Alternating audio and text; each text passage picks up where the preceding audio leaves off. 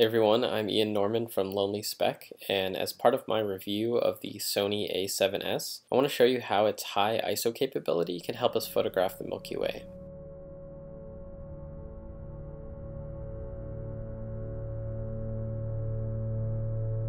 In order to make this review of the a7s, we traveled out to Trona Pinnacle's National Landmark in California. Its 200-foot tall rock formations and relatively dark skies make it one of my favorite spots for astrophotography.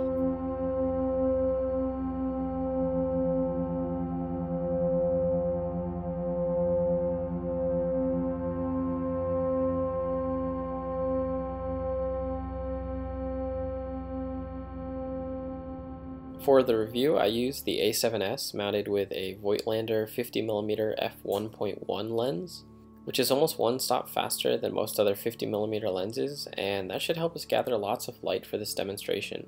Once it got dark, I set the a7s up on a tripod and pointed it at the constellations Sagittarius and Scorpius, right near the Milky Way's galactic center. In this shot, the a7s is shooting at 24 frames per second, with the lens set wide open at f1.1, a shutter speed of 1/30th of a second, and an ISO of 51,200. I chose these initial settings to try and mimic what I could see with my own eyes. You can just start to see some detail in the Milky Way galactic center, but everything's still pretty dark. So let's bump up the ISO and see how well the a7s can see in the dark.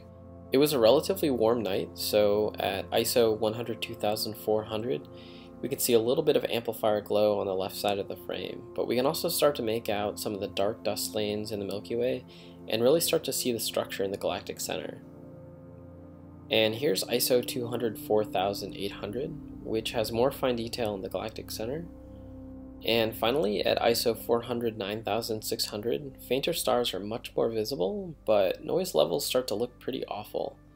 Now, shooting at ISO 400,000 is definitely going to be way too grainy for any high quality photos or video, but there's some real practicality for astrophotographers because it makes it a lot easier to set up the photograph. With pretty much any other camera that I've used, focusing at night is usually a lot more difficult. On the a7s, it's much easier to focus and frame the shot because you can really see what's going on in the dark. I think this capability is the one thing that really sets the a7s apart from any other camera that I've used for astrophotography.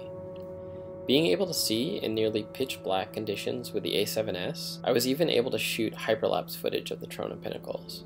Overall, I had a really great time using the a7s. It's probably the easiest camera for astrophotography that I've tried yet because of its high sensitivity and the fact that you can see in such dark conditions. It's possible to capture relatively clean images of the Milky Way even with slow lenses and ISOs as high as 51,200.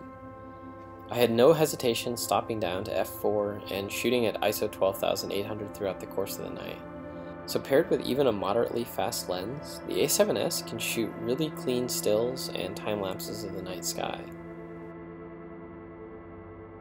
I really hope you enjoyed this quick review. If you want to see more astrophotography and photography videos, please subscribe and check out the full review of the Sony a7s on lonelyspec.com. See ya!